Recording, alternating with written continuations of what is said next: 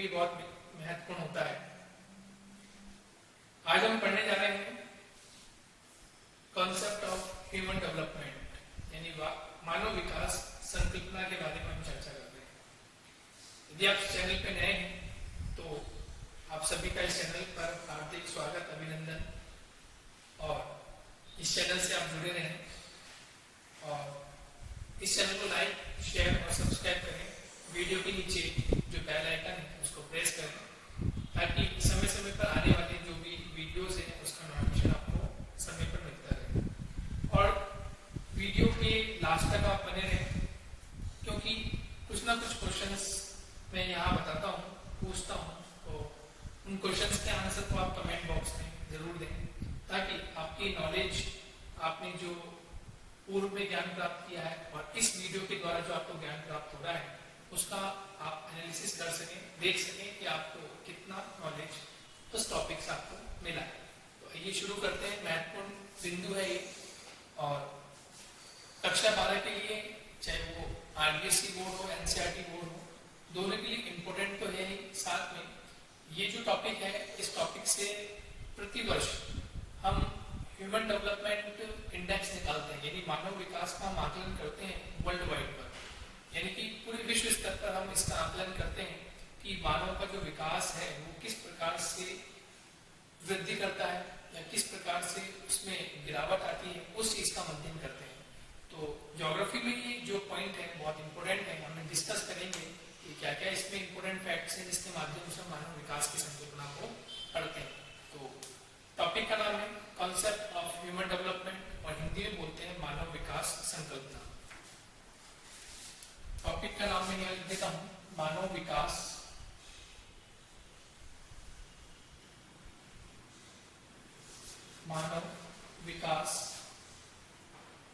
संकल्पना, यानी कि कॉन्सेप्ट ऑफ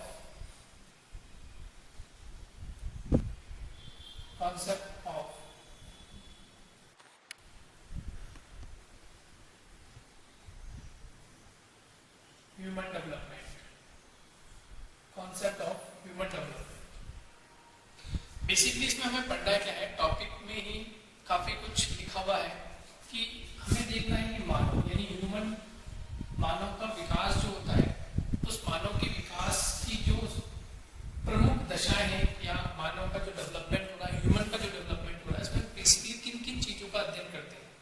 यदि हम एक सिंपल वे में बात करें तो सिंपल वे में हम ये कह सकते हैं, नंबर 1 ह्यूमन के डेवलपमेंट के लिए नंबर 1 जो बहुत जरूरी सोर्स है वो है इनकम, यानी कि आय का साधन या आय, हम ये कह सकते हैं। यानी कि ह्यूमन के डेवलपमेंट के लिए इनकम होना जरूरी है, यानी इनकम होगी तो हम क्या कर सकते हैं, हर सुख सुविधा का उपभोग कर सकते हैं। सेकंड, एजुकेशन, यानी कि शिक्षा। प्रत्येक व्यक्ति को शिक्षा की आवश्यकता है, चाहे वे प्राइमरी शिक्षा हो, चाहे वो सेकेंडरी एजुकेशन हो, सीनियर सेकेंडरी हो और एज वेल एज कॉलेज या हायर एजुकेशन। तो हमें एजुकेशन की हमें आवश्यकता है।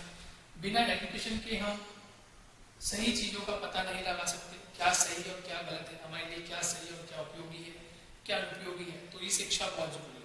और उसके बाद तीसरा स्तर जो होता है, और वो तीसरा स्तर होता है लाइफ स्टाइल, यानी कि जीवन जीने की कला।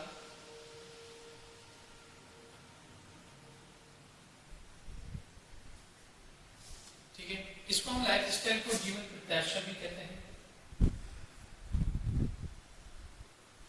ये भी हम इसको कह सकते हैं कि जीवन जीने की जो कला है वो किस प्रकार की होनी चाहिए, क्या पॉइंट सूटेबल होनी चाहिए, किस प्रकार से हम ये क्रिया कर सकते हैं। तो नंबर 1 सोर्स इनकम, आय का साधन होना जरूरी है, एजुकेशन होना जरूरी है और लाइफ स्टाइल होना जरूरी है। यदि ये तीनों ही प्रोसीजर, ये तीनों ही किसी कंट्री के में तीनों ही स्तर काफी अच्छे हैं। लाइक हम एग्जांपल लें, फॉर एग्जांपल हम नॉर्वे लें, अमेरिका लें, स्वीडन, फिनलैंड,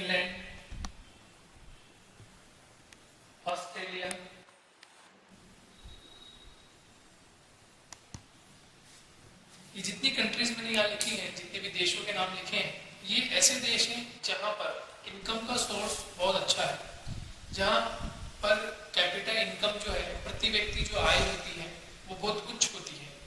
यानी हमारे यहाँ जो प्रति व्यक्ति आय है, यदि हम एक नॉमिनल लें तो यहाँ पर 150 रुपीज एक स्टैंडर्ड या यूं कहें प्रति व्यक्ति आय मानी जाती है। 150 से लेकर 350 150 से लेकर 350 रुपए यहाँ तक प्रति व्यक्ति आय मानी जाती है भारत में। लेकिन वहीं इन देशों की बात करें, नॉर्वे है, अमेरिका है, स्वीडन है, फिनलैंड है, तो यहाँ प्रति व्यक्ति आय पर कैपिटल इनकम जो है वो बहुत उच्च होती है। और जब पर कैपिटल इनकम यानी कि इनकम का सोर्स बहुत ऊंचा होगा, बहुत अच्छा होगा, तो नॉर्मली बात है वहाँ एजुकेशन का जो सिस्टम होगा या एजुकेशन देने के लिए, एजुकेशन लेने के लिए वहाँ जो पैसा खर्च किया जाता है या वहाँ जो इनोवेटिव इंस्ट्रूमेंट, इनोवेटिव जो चीजें होती है, इनोवेटिव जो क्रिया होती है वो हो जाएगी। शिक्षा का लेवल जो है वो बढ़ जाएगा। और जब शिक्षा का लेवल बढ़ जाएगा, इनकम बढ़ रहा है, शिक्षा का लेवल उस स्तर जो है वो ऊंचा हो रहा है, तो वहाँ की फिर जो लाइफ स्टाइल होगी वो भी कुछ हो जाएगी। तो ये तीनों पॉइंट एक साथ कनेक्टेड है, यानी इनकम सोर्स, एजुकेशन और जीवन जीने की कला या जीवन प्रत्याशा या लाइफ स्टाइल। आइए हम चर्चा करते हैं कि मानव विकास की जो संकल्पना है और इसमें क्या क्या महत्वपूर्ण पहलू शामिल किए जाते हैं। ये तो है बेसिक्स, जहाँ पर विशेष ध्यान दिया जाता है। या जब हम इंडेक्स निकालते हैं, यानी ह्यूमन डेवलपमेंट इंडेक्स निकालते हैं, तो इन 3 बिंदुओं को आधार बनाकर कार्य किया जाता है। अब हम बात करते हैं कि मानव विकास जो कॉन्सेप्ट है, संकल्पना जो कैसे ली गई, कि मानव विकास किस प्रकार से किया जा सकता है, उसके मैंने 3 आपको ये आयाम बताए।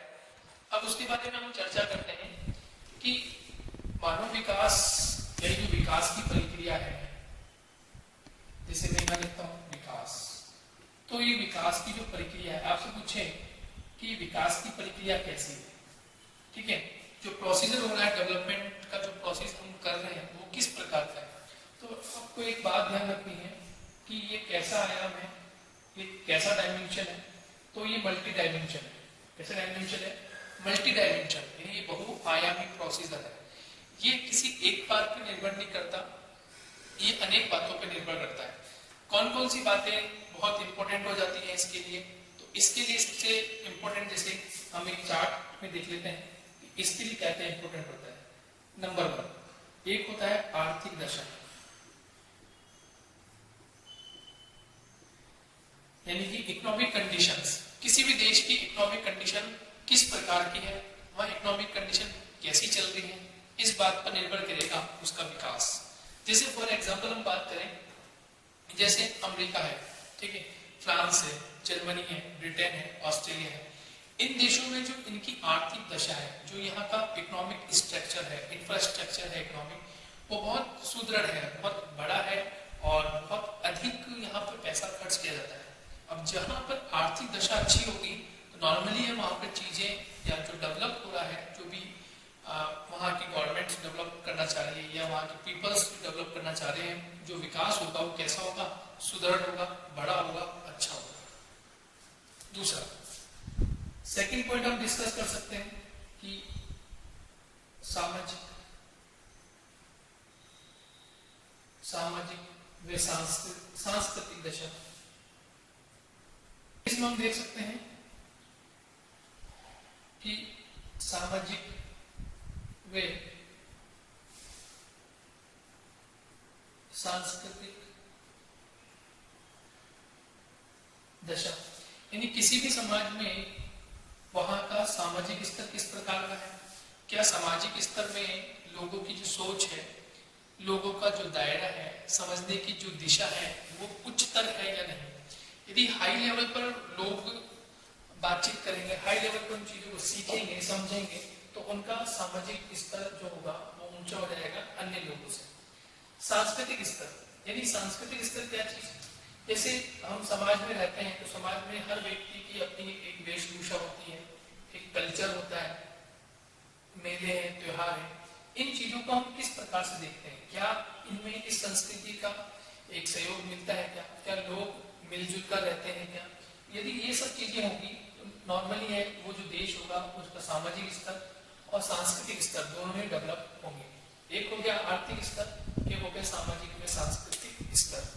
तीसरा स्तर हम कह सकते हैं कि और क्या डेवलपमेंट होना चाहिए, तो तीसरा स्तर है राजनीतिक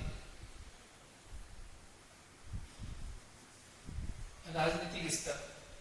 तो किसी देश का जो पॉलिटिकल बॉडी है, जो पॉलिटिकल वहां का लेवल है, वो भी उच्चतर होना चाहिए। अब आप सोचेंगे कि राजनीतिक स्तर क्या, तो राजनीतिक स्तर का मतलब ये है कि जो हमारे जनप्रतिनिधि है, जनता जिन्हें भेज रही है, तो राजनीतिक स्तर में कि जो हमारे जनप्रतिनिधि होते हैं, राजनेता होते हैं, वो अपने देश को किस प्रकार से डेवलपमेंट कर सकते हैं। तो इस तरह का स्तर यदि उच्च राजनीतिक स्तर होगा तो वहाँ जो देश होता है वो विकास की चरम सीमा पर जाता है। तो राजनीतिक स्तर भी महत्वपूर्ण हो जाता है। उसके अलावा तीसरा स्तर है, 3 स्तरों की बात होगी। चौथा स्तर है मनोवैज्ञानिक।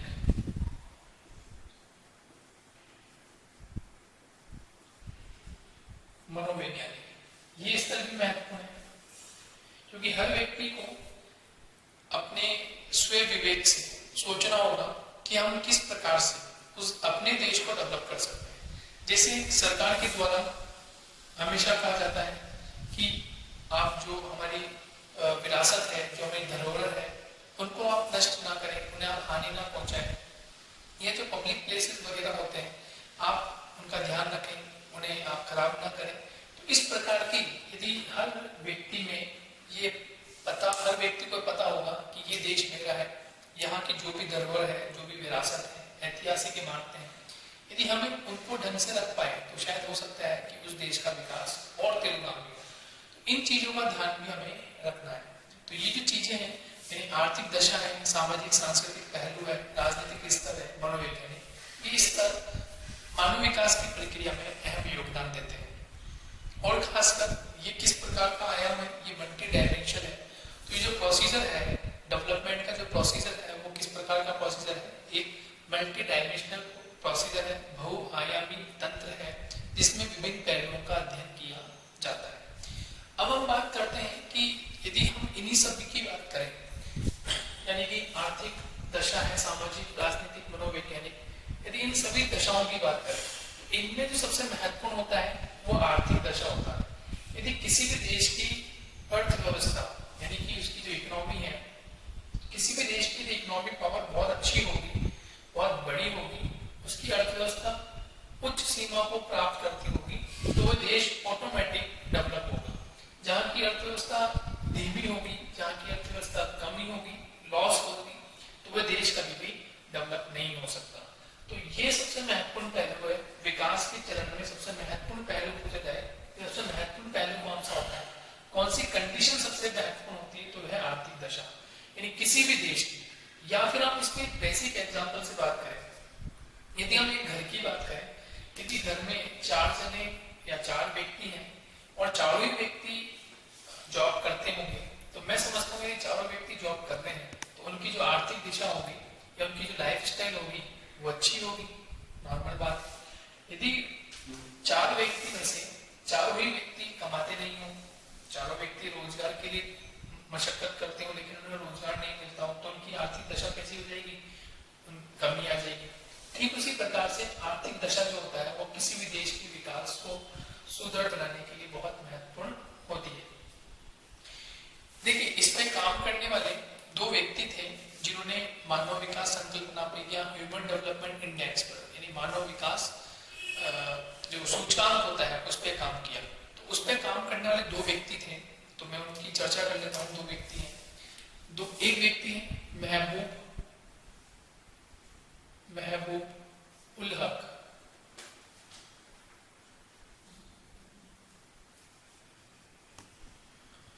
महबूब उल हक ये पाकिस्तान के हैं, और अर्थशास्त्री हैं, इकोनॉमिस्ट, पाकिस्तान के अर्थशास्त्री। ये बहुत महत्वपूर्ण है। तो अब आपका क्वेश्चन होगा, क्या भारत की भी ऐसे कोई है क्या?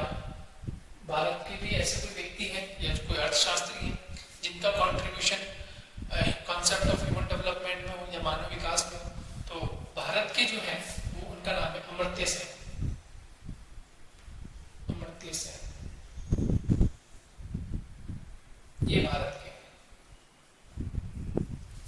ये भारत के अर्थशास्त्री हैं।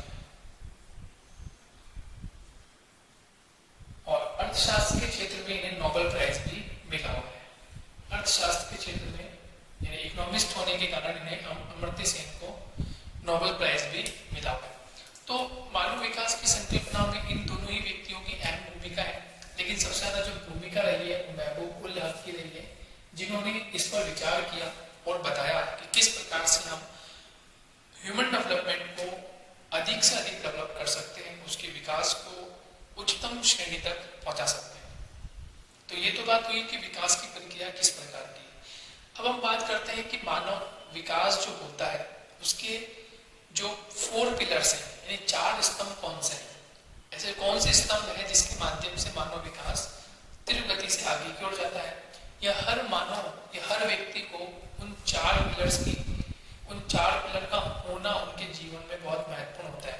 यदि वो 4 चीजें उनके लिए हैं तो हो सकता है वो काफी हद तक अपने विकास को डेवलप कर सके। देखिए 4 स्तंभ कौन कौन से हैं, बात करते हैं। मानव विकास के 4 स्तंभ, इन्हें हम 4 पिलर्स ऑफ ह्यूमन डेवलपमेंट भी कहते हैं कि 4 पिलर कौन कौन से। अब देखिए 4 पिलर में नंबर 1 है समता, यानी कि इक्वलिटी। ठीक है, हर व्यक्ति में इक्वलिटी होनी चाहिए, हर व्यक्ति में क्षमता होनी चाहिए, ताकि वो ये सहज अनुभव कर सके कि हम किस प्रकार से ये कार्य करेंगे। यानी कि कहीं भी किसी भी स्थिति में कोई भेदभाव नहीं होना चाहिए, यूं कह सकते हैं किसी भी स्थिति में कोई भेदभाव नहीं होना चाहिए, सब इक्वल है, नहीं होना चाहिए। सब व्यक्ति इक्वल है, चाहे वह किसी भी धर्म का हो, किसी भी समाज का हो, किसी भी प्रकार की अपनी शिक्षा अर्जित की हो, चाहे वो किसी भी पॉलिटिकल पार्टी का व्यक्ति हो, तो हर व्यक्ति समान होना चाहिए, हर व्यक्ति को एक समान नजर से देखना चाहिए। हालांकि जैसे जैसे देश आगे बढ़ता है, देश के व्यक्ति की सोच आगे बढ़ती है, तो ये काफी हद तक ये जो चीजें हैं समाप्त हो जाती है। हर व्यक्ति समान नजर आता है, हर व्यक्ति समान तरीके से देखता है। लेकिन कहीं ना कहीं एक बात करें, अंदरूनी हिस्सों की बात करें, तो कहीं ना कहीं भेदभाव नजर आ भी जाता है। तो हर व्यक्ति में इक्वलिटी होना जरूरी है, समता होना जरूरी है, भेदभाव नहीं होना चाहिए। हम किसी को ये हमें नहीं करना चाहिए, क्योंकि ईश्वर ने सभी को एक समान बनाया है, ईश्वर ने सभी को हर चीज गिफ्ट में दी है, तो हर कोई व्यक्ति जो है वो सब कैसे हैं, समान है। सेकंड नंबर पे आता है सतत पोषणीयता। सतत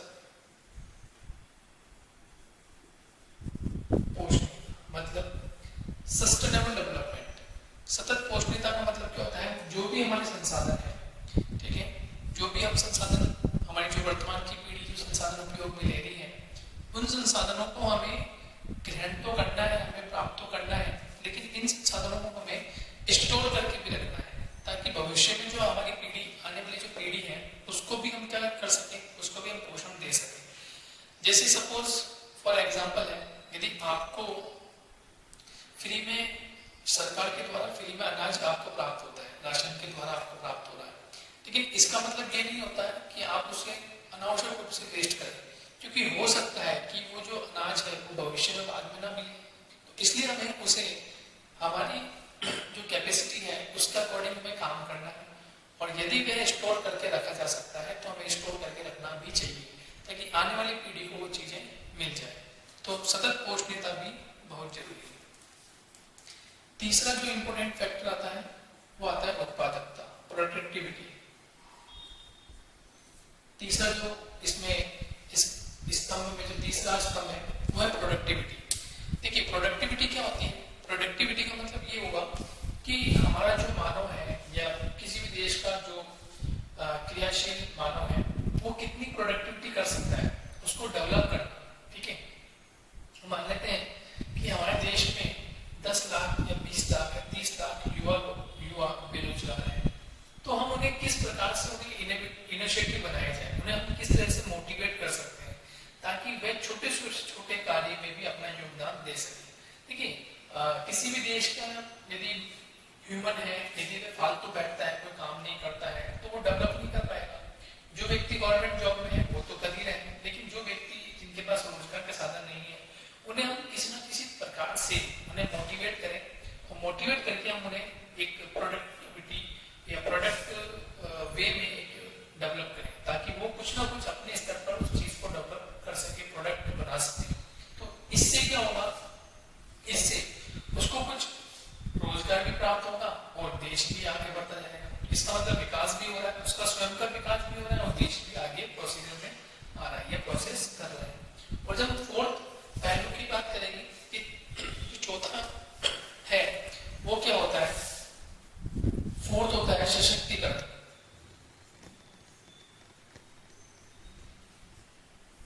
सशक्तिकरण यानी कि सभी व्यक्तियों पावर में है, हर चीज अपने अधिकार को लड़ने के लिए अपने कर्तव्य समझे, अपने अधिकारों के प्रति सजग हो। तो सशक्तिकरण यदि होगा, सशक्तिकरण यदि होगा तो होगा क्या, हर व्यक्ति इस चीज को समझ पाएगा, सीख पाएगा और डेवलप कर पाएगा। जैसे हम सिंपल सी बात करें, पहले के समय में महिलाओं को इतने अधिकार नहीं थे, और यदि अधिकार थे भी तो वह आगे नहीं आते थे, आगे नहीं पहुंचते थे। लेकिन जब सशक्तिकरण की बात हुई, सशक्तिकरण का मतलब क्या हो गया, अपनी शक्ति को पहचानना, हम किस प्रकार से लड़ सकते हैं, हम किस प्रकार से डेवलप हो सकते हैं, किस प्रकार से अपनी बातों को रख सकते हैं। तो ये सशक्तिकरण होना बहुत जरूरी है। यदि सशक्तिकरण नहीं होगा तो इस प्रकार के जो गलत कार्य होते हैं वो होते रहेंगे समाज में। तो हमें चाहिए कि हम चाहे पुरुष हो, चाहे महिला हो, चाहे बच्चे हो, ठीक है, चाहे पुरुष हो, महिला हो या बच्चे हो, इन सभी को अच्छी एजुकेशन देना। क्योंकि हमने पहले बात की थी कि इनकम सबसे मेन सोर्स है, इनकम, इनकम के बाद क्या एजुकेशन, और एजुकेशन के बाद क्या लाइफस्टाइल। देखिए लाइफस्टाइल बहुत अंत में रखा है, क्यों, क्योंकि यदि हर कोई व्यक्ति एजुकेटेड हो जाएगा, यदि प्रॉपर एजुकेशन उसे मिल जाए तो वो इन सभी बातों का ध्यान रखेगा। क्योंकि यदि कोई व्यक्ति 6 to 8 10 तक या 12 तक या कॉलेज तक पढ़ रहा है तो वो इन सभी चीजों के बारे में पढ़ रहा है, चाहे वह पॉलिटिकल साइंस पढ़ता है तो क्षमता के बारे में पढ़ता है, इक्वलिटी के बारे में पढ़ता है, किस प्रकार से भेदभाव नहीं करना, सतत पोषणता इकोनॉमिक्स पढ़ रहा है, ज्योग्राफी पढ़ रहा है तो इस चीज के बारे में अध्ययन कर रहा है, उत्पादकता के बारे में, प्रोडक्टिविटी हम किस तरह से बढ़ा सकते हैं, और सशक्तिकरण यानी महिलाओं के कौन कौन से अधिकार है। तो इस तरह से हमें क्या करना है, इन सभी स्तंभों को, ये जो 4 स्तंभ होते हैं मानव विकास के, इन स्तंभों को हमें क्या करना पड़ेगा, मजबूत करना पड़ेगा, तब जाके हम इन चीजों को फेस कर सकते हैं और धीरे धीरे फिर हम मानव विकास को आगे बढ़ा सकते हैं। तो ये बहुत महत्वपूर्ण है, ये 4 स्तंभ। आपसे क्वेश्चन पूछा जा सकता है कि मानव विकास के 4 स्तंभों में से कौन शामिल नहीं है, तो ये बेसिक है। अब आपसे पूछे क्या शिक्षा शामिल है, आपसे पूछे क्या शिक्षा शामिल है, तो शिक्षा शामिल नहीं है। देखिए यहाँ डायरेक्ट शिक्षा नहीं आया है, इन चारों ही पॉइंट में कहीं डायरेक्ट शिक्षा का प्रावधान नहीं है, कहीं डायरेक्ट शिक्षा नहीं ली गई है। जैसे आपसे पूछे कि आय शामिल है तो आप कहेंगे आय भी शामिल नहीं है, ठीक है। इनको हम डायरेक्ट किस में लेते हैं, जब हम पढ़ते हैं इंडेक्स, उसमें हम इनको डायरेक्ट शामिल करते हैं। लेकिन यहाँ जो है मानव विकास के जो 4 स्तंभ है उनमें इन चारों को रखा जाता है। तो कौन सा नहीं है कौन सा है, इसका ध्यान रखें। नहीं तो बोर्ड पैटर्न पर डायरेक्ट क्वेश्चन पूछते हैं कि मानव विकास के 4 स्तंभ कौन से हैं बताइए, तो फिर 4 स्तंभ आपको ये बताने हैं, समता है, सतत पोषणीयता है, उत्पादकता है और सशक्तिकरण। तो ये डायरेक्ट क्वेश्चन कैसे बनता है, तो हम नेक्स्ट इसमें देखेंगे लेक्चर्स में। हम ये पढ़ेंगे कि इसमें जो ह्यूमन अप्रोचेज है कि मानव विकास की जो उपागम है वो कौन कौन से उपागम है, और उपागम को हम डिस्कस करेंगे। जब तक हमने इस वीडियो को कवर कर लिया है पूरा, और इसमें हमने पढ़ लिया है कि मानव विकास के 4 स्तंभ कौन कौन से हैं, मानव विकास की संकल्पना को हम पढ़ रहे हैं, तो इसमें हम ये भी हमने पढ़ लिया है कि जो इंडेक्स होता है, ह्यूमन डेवलपमेंट इंडेक्स जो होता है वो किन आयामों पर निकाला जाता है। हम लास्ट में ये भी डिस्कस करेंगे कि गत वर्ष का जो हमारा ह्यूमन इंडेक्स रहा है भारत का, उसमें भारत की पोजीशन क्या रही, हम उसके बारे में भी अध्ययन करेंगे। आप वीडियो के अंत तक बने रहें और इस तरह से वीडियो को आप लाइक शेयर और सब्सक्राइब करें। जब